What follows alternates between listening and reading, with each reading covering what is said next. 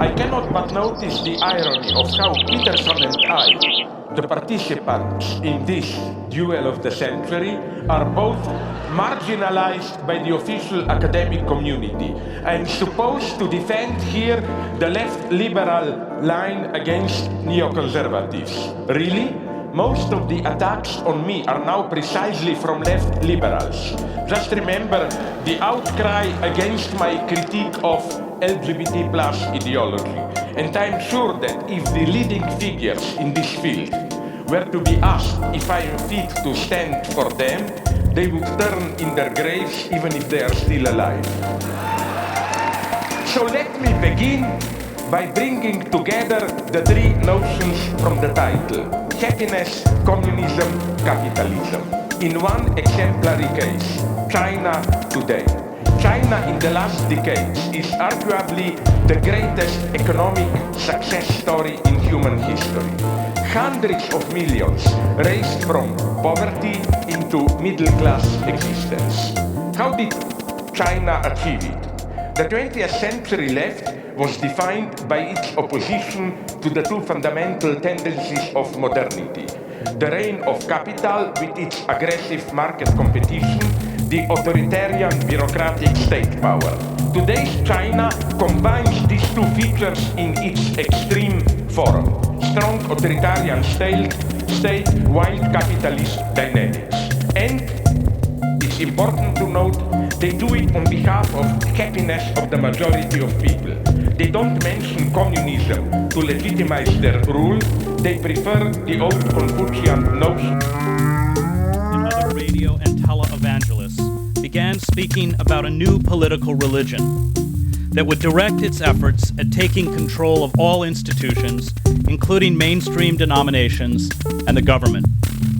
Its stated goal was to use the United States to create a global Christian empire. It was hard at the time to take such fantastic rhetoric seriously, especially given the buffoonish quality of those who expounded it. But Adams warned us against the blindness caused by intellectual snobbery. The Nazis, he said, were not going to return with swastikas and brown shirts. Their ideological inheritors had found a mask for fascism in patriotism and the pages of the Bible. Adams was not a man to use the word fascist lightly.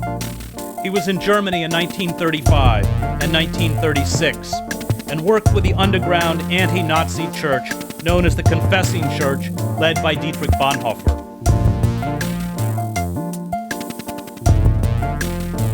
Came these buffoonish figures like Radovan Karadzic, Slobodan Milosevic, Franjo Tuđman, much like Trump.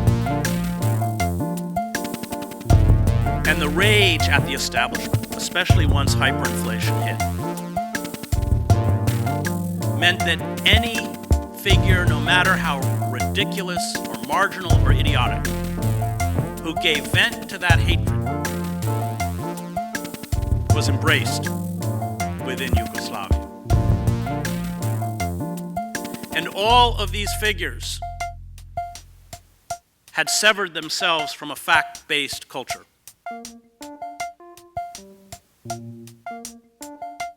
They spoke, as of course Trump does, although I don't want to exonerate Clinton. She's a much more skillful liar. They spoke in this motive language that had no connection to reality, but fed or massaged to a certain extent the emotional trauma. So Trump can claim, as he has, that he saw pictures of Muslims dancing in the streets of Jersey City when the Twin